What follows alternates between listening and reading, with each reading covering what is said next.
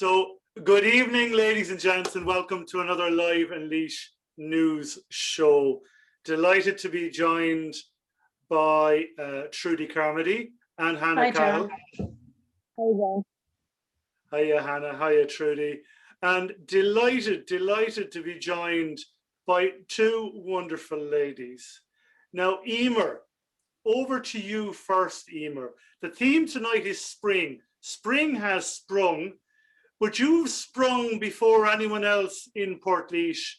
Can you tell the viewers what you're doing every week for 2021, for the entire year? I am running a marathon distance every week for 52 weeks of the year. It's Ray Darcy's Marathon Challenge.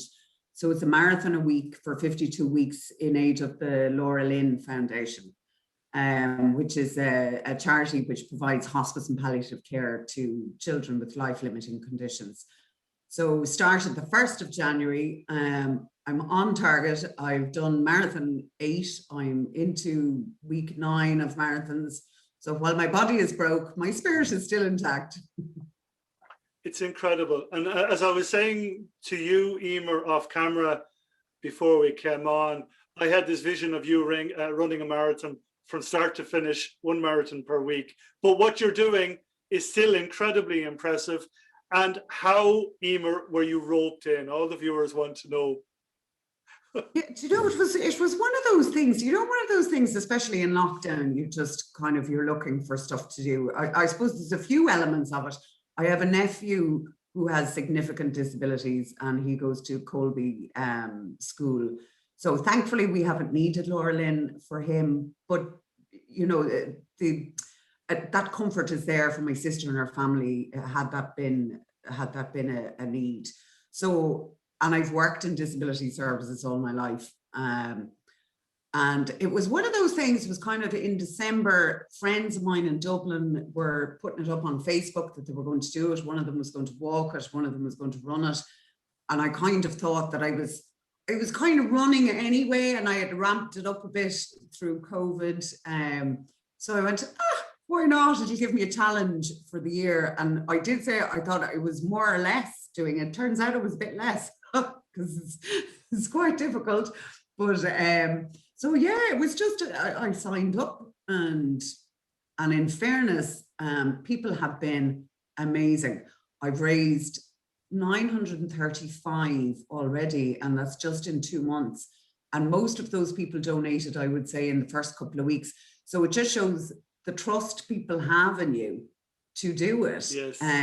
So no matter how bad I feel or the day is and the snow and all the rest of it, your conscience gets you out because people have actually given money to this. And because it's such a great charity, I really am keen to try and raise as much as I can for them.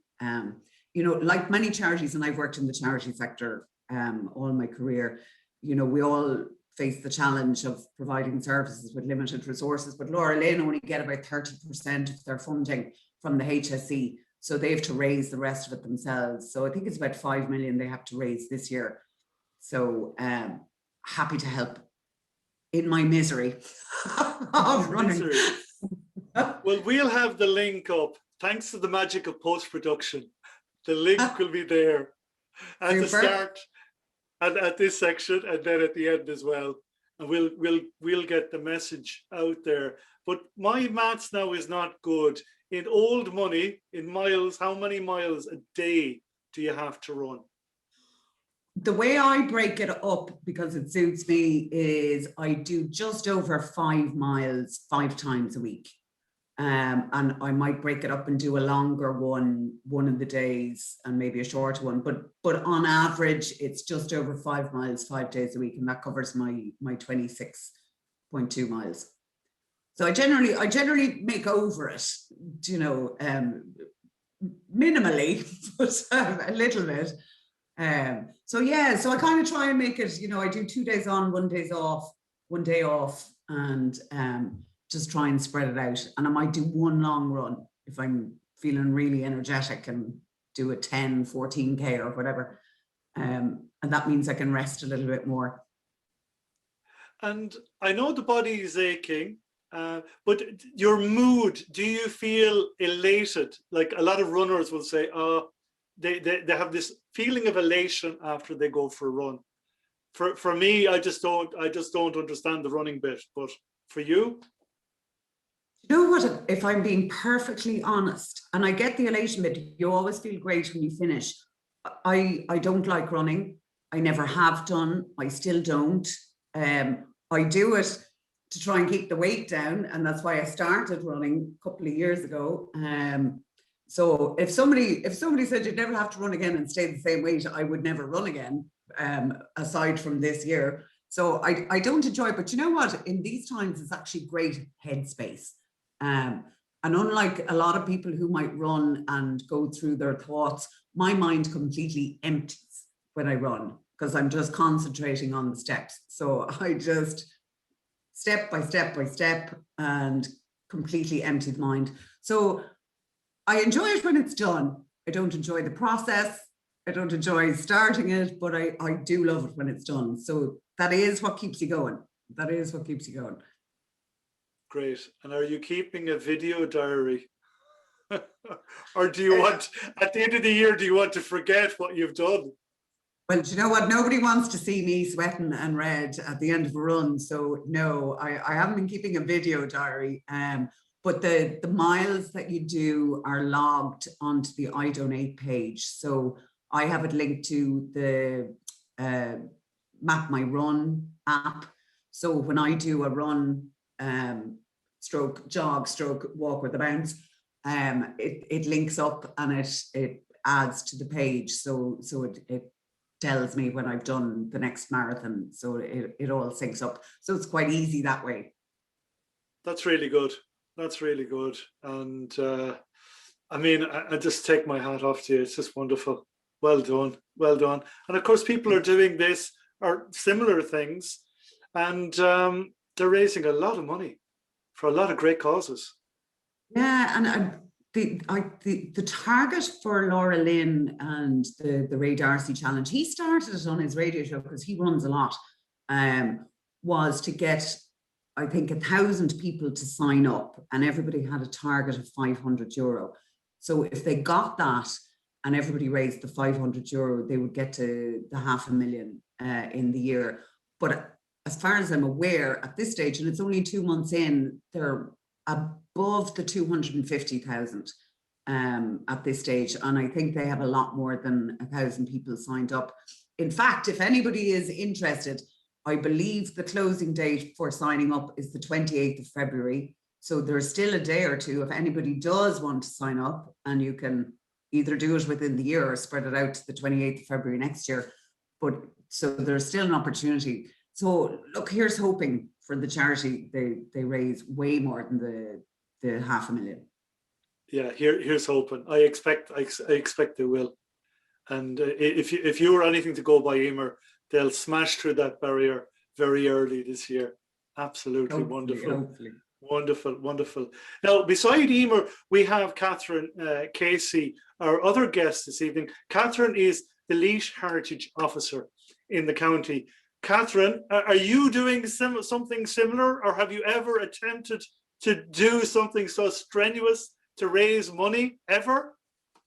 Well, I have in the dim and distant past, but I'm feeling very lazy listening to Emer now, so don't shame me, John. No, I rarely get up from my desk to get coffee these days, unfortunately. But I am wanting to talk to you about the Keep Well campaign, which is, in a lot of ways, it's quite similar to what Emer is doing. It's talking about people's mental health. And obviously this past 12 months has been very difficult for everybody, and it's going to continue to be difficult for period, I suppose. Anyway, we don't exactly know how long, but the Healthy Ireland campaign was encouraging us to think about ways that we could all look after our mental health. So what we're trying to do is to promote the concept that nature is good for you. That's our little tagline this year, is that getting out in nature, getting out in the fresh air, similar to what Emer said, getting out and clearing your mind, just going out in nature without running the marathon necessarily can be just as good for your mental health. So we've released a series of publications, and we have a new Gardening for Biodiversity book out, which is basically looking at the concept that getting out in nature is good for you. And if you're looking after yourself, you can also be looking after nature as well. Emer, do you have a favorite route? I do. I kind of have my regular route, which I know the distance of, which is from my house. I live out in Ballydavis, so I run in towards town, back around up by the cemetery and Ballycarroll, and back up to the roundabout and back home. So that's about 8.5 k or so. But I'm within the 5 kilometres of the Emo, so I run an Emo quite a lot, and I'm also 5k within the 5k from Dysart Woods, which is a tough run, but it's a lovely walk out there in Dysart Woods. Fabulous. It's fabulous. Yeah, we're spoiled with everything on the doorstep. We really are. And now, of course, we'll have Trudy and Hannah jump in there. Trudy, how about you first? Go first, yeah. Go on, Hannah. I'll let Trudy go first. Okay, well, you see, now I have two hats on this evening, John, as you know. Katrina Slattery hasn't been able to come in this evening. She was due to come in to talk to us about her nature bingo, which fits in with the two girls and the theme being Spring has Sprung. So Katrina is the Sports Inclusion Disability Officer in Laois Sports Partnership, and she is doing nature bingo. So what she's done, she's got these two incredible teenagers, Lee and Charlie, and they have recorded a podcast.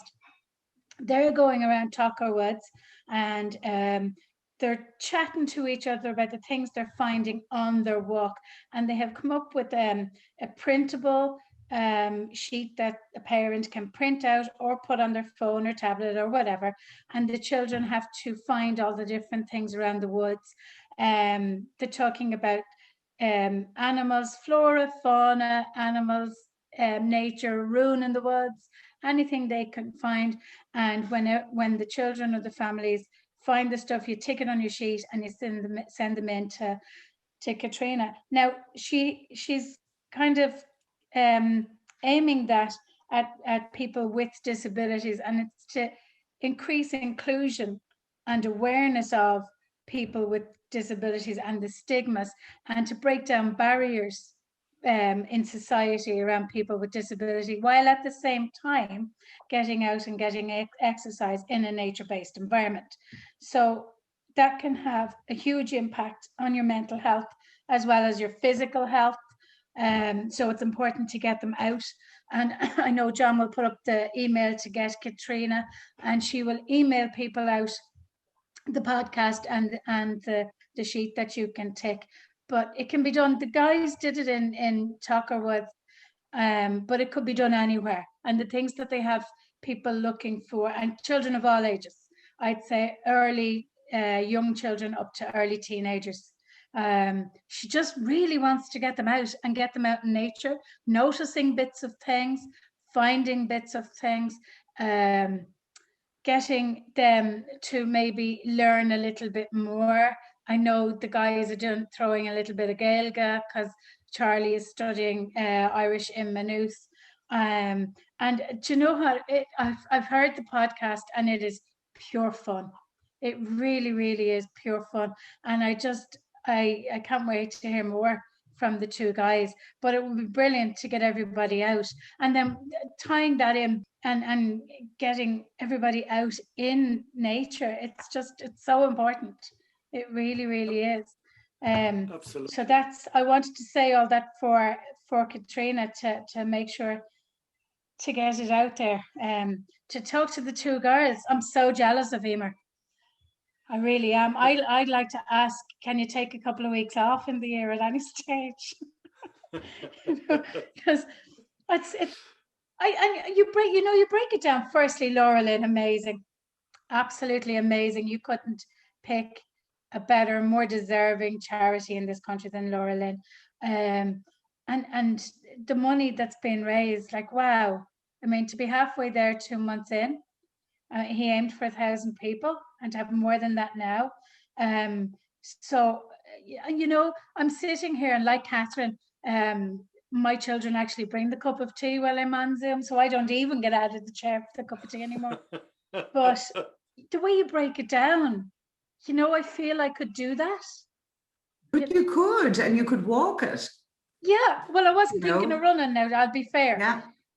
But I don't see, I know you're saying you have to complete the marathon every week, but there's nothing in that, or is there, to say I have to run it. Oh no, absolutely. You can walk, run, jog, crawl it. You could be a real distance runner and do 1 marathon a week and do nothing else. But if you were on crutches, you could walk it and do little distances at a time. It's about the distance, and you can do it whatever way suits you. Do you know what I mean? So if you wanted to go out 2 or 3 times a day and do shorter walks and do it that way, you absolutely could. I just choose to do it that way. Other people this way. Other people do it lots of different ways. I know a friend of mine is doing it. She's walking it and, you know, having a great time. I have another friend that's doing it who's a really seasoned runner, and he's flying it and doing long distances. And I'm doing it my way. So anybody can do it.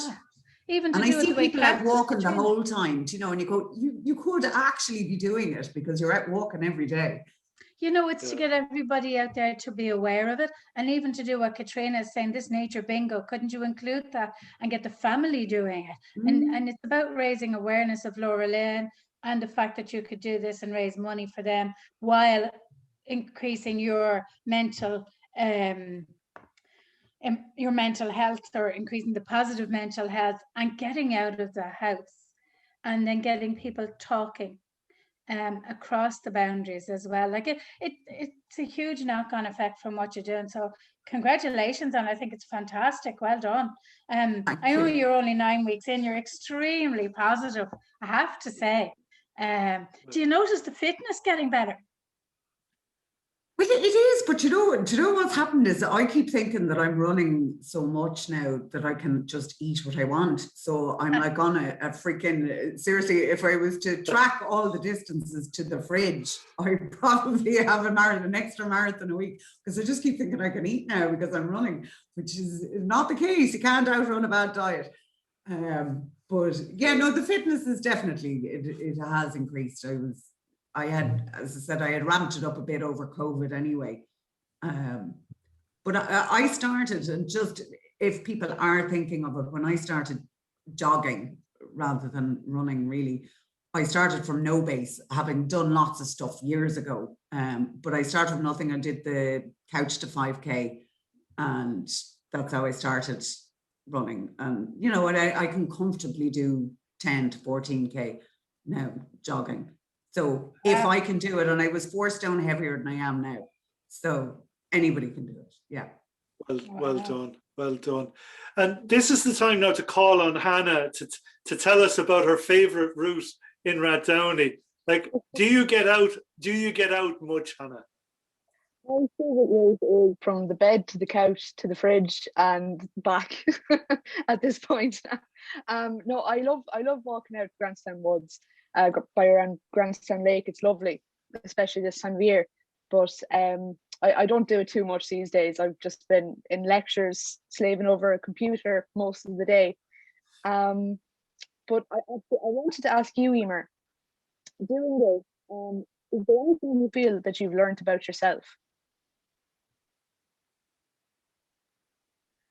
Apart from the fact that I'm old and shouldn't really be doing this.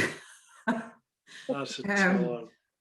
Yeah, well, do you know what? It does, to be fair, and I'm being facetious, but it does show you that you can actually do stuff that you put your mind to. I might have been kind of, you know, when I was running before, I would have done it prior to this, but if I wanted rest for a few days, I'd take it, you know. But actually, it does show you that if you set yourself a target and you have a goal, you can actually do it and achieve it. Now, I say that only 9 weeks in to 52, so it remains to be seen, but I'd be surprised with myself if I didn't achieve it by the end of the year. Short of dying, I will do it, and if I have to crawl the thing, I will. So it does show, I suppose, that there's a tenacity in us all to just keep going. So she hopefully. Me too. Do you think this outlook has seeped into other aspects of your life? You're finding yourself more confident in saying, you know what, I can do this. I can do that. Yeah, well, I suppose the journey to this point was kind of losing a bit of weight and whatever. So I would have you know, gotten that bit of extra confidence, I suppose, from losing the bit of weight, which was what spurred me on, I suppose, to have the confidence to commit myself to doing this and to publicly commit myself to doing this, which is very different than committing to doing something in your head. Once you publicly announce something, it makes it a little bit different. So, do you know what? Possibly I wouldn't have done that previously. But yeah, here I am. So the whole Laois and whoever listens to these podcasts will, you know, I might get a few more beeps on the road now when people see me. Yeah. I mean, I'm sure you're seeing the same on your route. You're seeing the same faces day in, day out. You know what, it's gas. I was only thinking of it today, and I do, like, there are people now that I wave to that I see kind of all the time. I was genuinely just going through them in my head, that the likes of Highland Transport, the Fastway guy, Keys's, you know, the Tesco on Post, all this. I'm waving to these people, they're waving to me all the time, like we kind of know each other. Yes. Which is really lovely. Which is really nice. It's great. Now, I have to call in Catherine here now, because I'm a bit of a gardening nut. And Catherine, how can people, you have a wonderful publication, the Biodiversity Gardening publication, and it's free. How do people get their hands on that? They can email me and we'll get a copy sent out. So our email is heritage@laoiscoco.ie, or if they want to go to our website, laois.ie, and it's Nature is Good for You is the page. So nature-is-good-for-you. But if they Google Nature is Good for You, they'll get that Gardening for Biodiversity book. We've also got, I was listening to Trudy talking about this, the Nature Bingo. We've also got, it's a Spring into Heritage bucket list that people can download from there. And it's basically the same idea of tempting kids out for a walk and giving them something to do while they're walking, and maybe take a week to try and fulfill it. But it's things like watch the sunrise, visit a graveyard and try and find the oldest grave, listen out for the cuckoo calling, look for tadpoles, lots of things that we probably would have done when we were all younger, but maybe people need a bit of a nudge now. Find your townland name, find out what it means, plant a tree, watch the stars. And just give kids a kind of a sense of achievement when they tick off these things as they're doing them. So that's downloadable on the laois.ie website as well, and it's available there in English and Irish. That's brilliant. We'll have the link up on screen. I have that there. downloaded, Catherine, in English and in Irish, and you know, it's simple, and I think, and even Nature is Good for You. It's so simple and so easy to do, and it could be done in your front garden. It could be done from the window. If you don't have a front garden, isn't that the idea? Where it's easy to do. The gardening for biodiversity, you don't need a garden to garden for biodiversity. All you need is the space for a couple of pots. If you can plant herbs, or if you can put out water for the birds, put out a small bit of grain for birds to come in. But herbs are great for bees. So even if you just have a windowsill or a balcony or a couple of pots, you can do your bit for biodiversity. Obviously, the more space you have, the easier it gets and the more you can do. So the book has all kinds of different projects that are there for large and small gardens, everything from putting in a pond to just putting in a few piles of logs and allowing them there for insects to nest in, to hibernate in.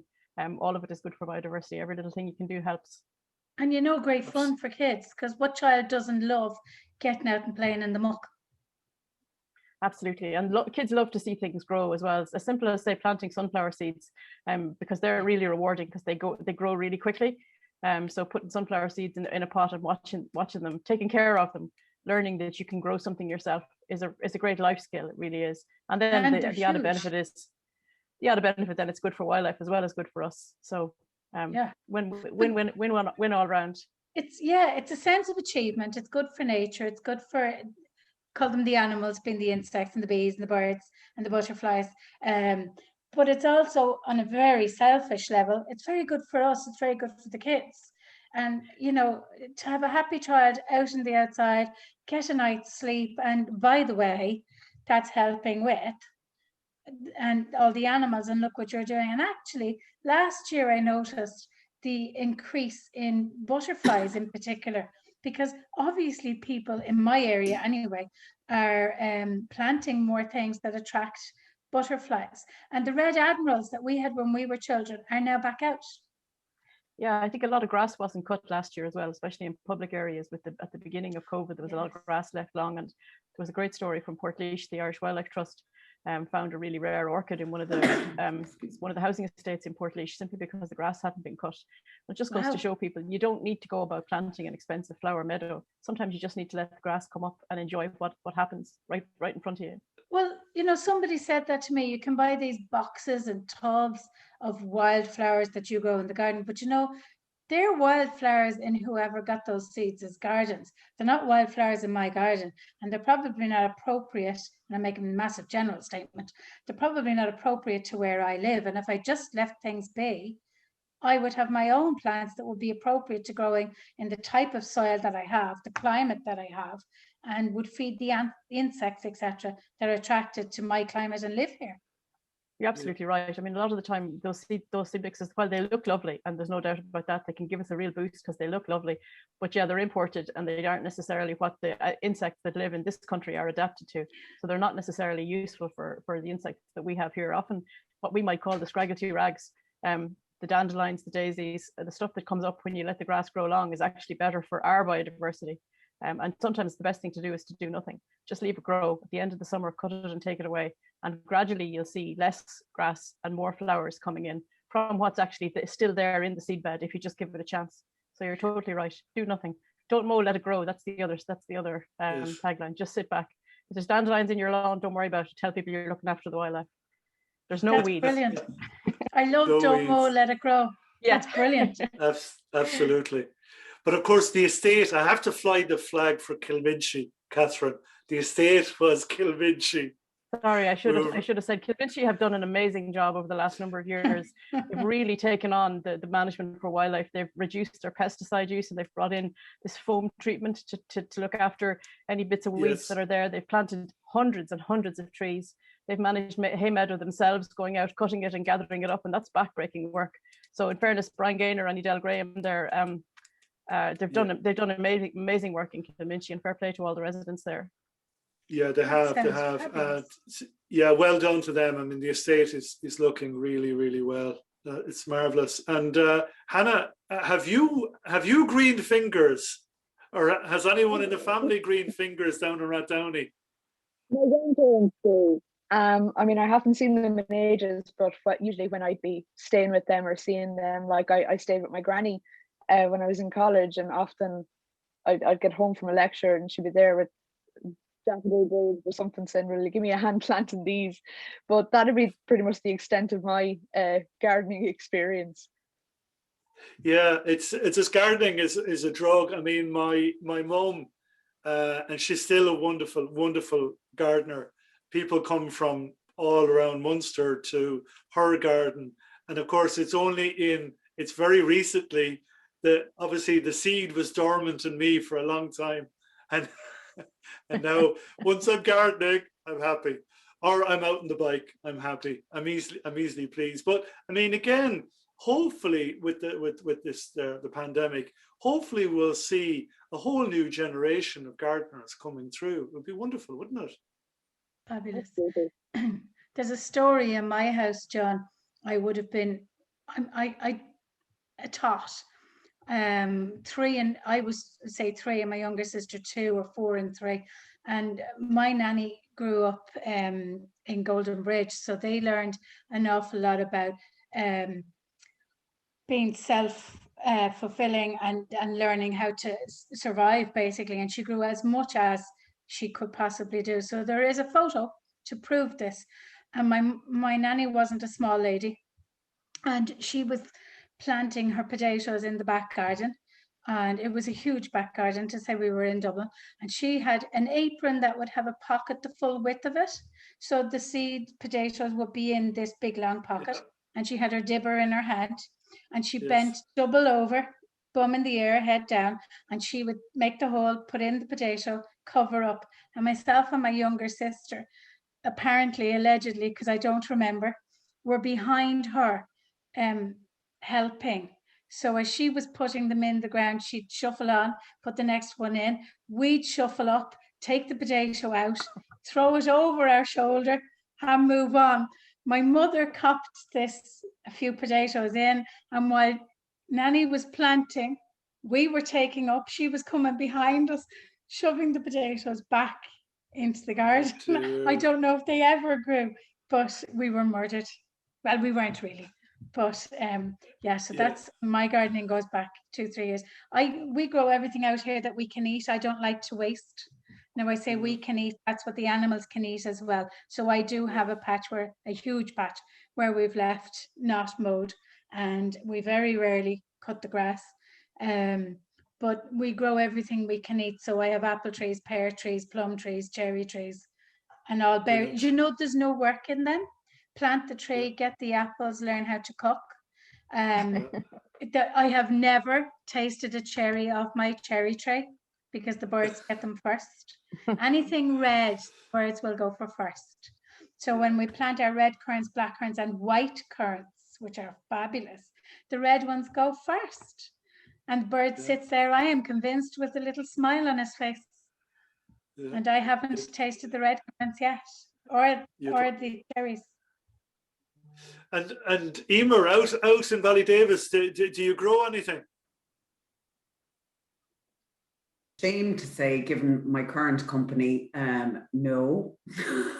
I couldn't grow fungus, in fairness. I literally, I can kill any living thing. So I try not to. I have grass. That's literally about it. And I have lots of weeds. So, you know, Catherine might be pleased with me then, because I let them wildlife. grow. Yeah, you're doing wildlife. They're not weeds. Yes. I'm going with I'm doing my bit for nature now with the weeds. That's your biodiversity plan right there. There you go. Don't mow. Let it grow. Brilliant. It's all in the telling.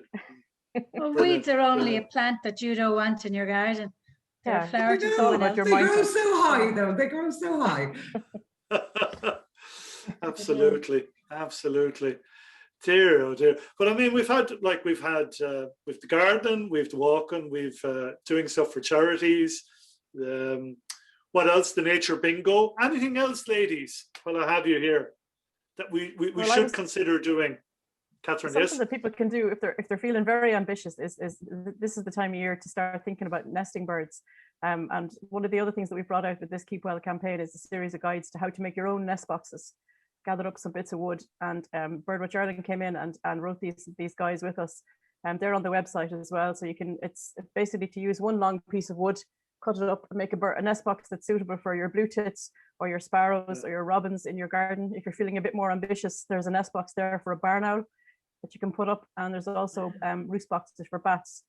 So sometimes these animals, there's suitable food around, there's suitable shelter around, but actually what they lack is somewhere to nest. So that's something ambitious, something people could take on as a little project. It's worth trying, something that you could do with the kids maybe as well. I'd say the bird in Ireland has gone up way high as well since the lockdowns. I'd say that'd be fantastic to kind of introduce with kids, especially. Yeah.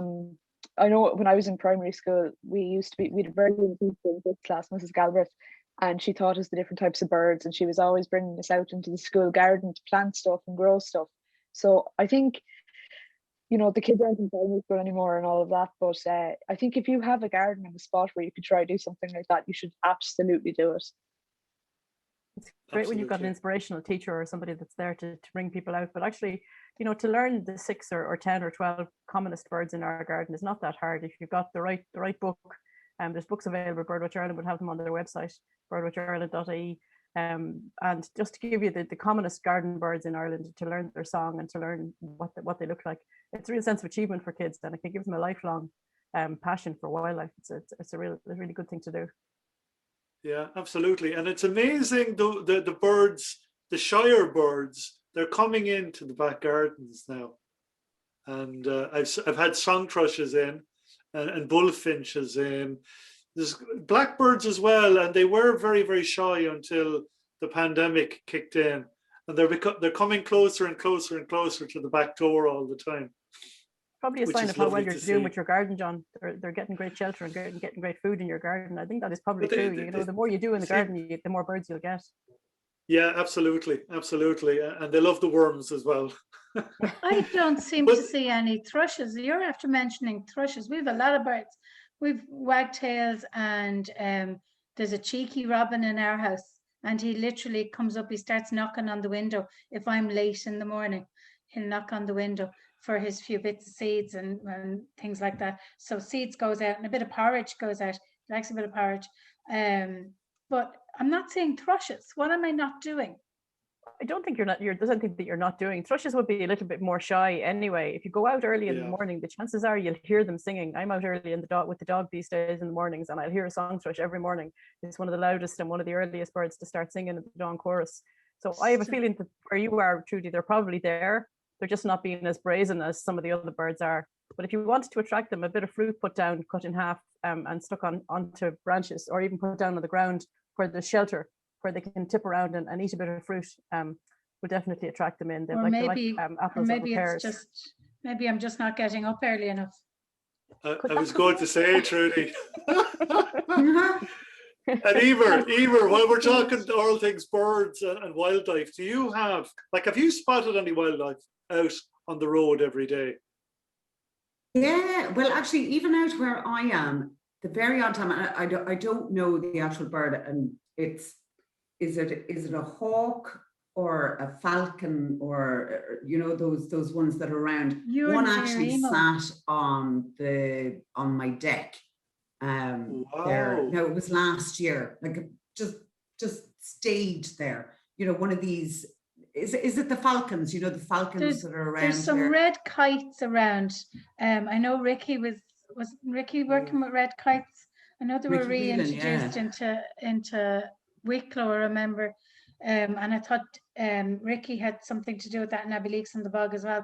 I know there's buzzards at Nemo. You're close to Nemo. Maybe it's a buzzard because buzzards, it's a big bird, and they fly around here actually quite regularly. Yeah. We have hawks here, and we have red kites.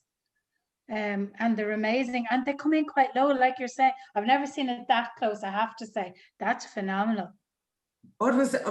I regret that I never took a photo. It just sat perched on the deck. Now, only for maybe 30 seconds or so, but it actually was amazing. It was amazing. And I have a robin. The bird of prey is great, isn't it? I'm nearly sure it's the same robin that's been coming to me every year. Mine is the same. Yeah, we've named him. Ours is Bob. Yeah, we've named him Bob. Bob the Spiddo. Oh, Santi's Robin. Because he always come when we're doing Elfie Winter Wonderland. We always have. This year was amazing. We had a little Spiddo. He was sitting beside us for most of the day when we were doing Elfie. It was fabulous. And because he's the red breast, he is, of course, Santa's little helper, And they are around. This time of the year is fantastic for robins. Yeah, absolutely. And Hannah, down in Rathdowney, any wildlife? The dog next door. No, I haven't been keeping an eye out now myself. I love going out in the mornings and see. I don't have many trees around the back of my house, but I saw a blackbird the other day, and we have our robins still, I think. We're convinced it's the same robin now. The last few years, he has a little spot he always sits on, but other than that, not really. No, none that comes to mind. I wonder, is it the same robins that come back? Because I am actually convinced it's the same guy, because he's the same spot. He's very familiar. Or is it live that terrible long robins? To be honest, I mean they live a couple of years. So, people who say, "Oh, it's the same robin. He's here for 20 years," it could be a family descendant of the same robin, but they don't really live that long. It's usually you might have a garden that's suitable for it, and a robin is finding it. But the robins themselves, I'm sorry to say, don't want to burst anybody's bubble, but they don't. Oh dear. Yeah, and everyone has bubble. Yeah. Everyone seems to have a soft spot for the little robin. Absolutely. Lovely little bird. And ladies, I have to say, I mean, hopefully the viewers have picked up a few tips as to what to do to get out and enjoy the good weather. The weather is given good for almost the next week, so there's no excuse. No. You'll see me either going to and from the garden, or I'll be out on the bike. And I was cheating today Trudy, I was on the electric bike today, but I won't be tomorrow, I promise. Or out for my walk, hitting my hurling ball with the hurley, and everyone going or driving past me on the Dublin Road going, what's this guy doing? Hitting the ball. I hit the ball ahead of me, and at least I've something to aim for. Go and get the ball and keep going. You know, That's a good idea. Well, yeah, and of course, if you can hit, I mean, if I can hit wheelie bin, all the better. You know, don't worry, I won't break any windows, I hope. But it's something. It's something easy and innocent to get. It's basically getting you off the chair, off the sofa, and getting out there. That's it. And, if I could mention, I think, I know you put up the things, but some people just to say it as well as put up.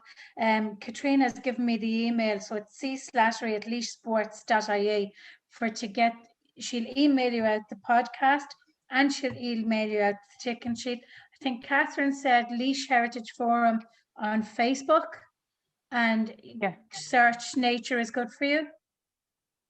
Yep. And Emer, how can I donate or sign up?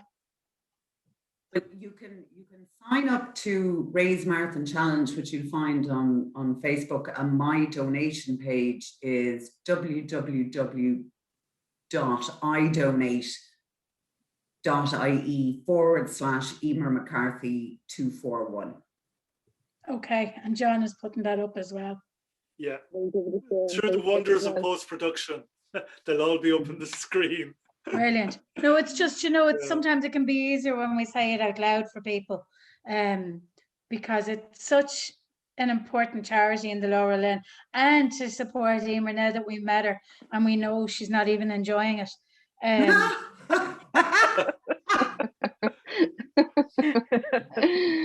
So I need all the waves I can get. That's absolutely. We'll all purposely drive out your way in cars and throw bottles of water at you. And then, like, Catherine's resources are free, so are Katrina's, and should be used. And it's an excuse, and a simple excuse to get, in particular, the children out, because it's important to educate the next generation, in fairness. Absolutely. So yeah, wonderful free resources, loads to do out there. There's no excuse.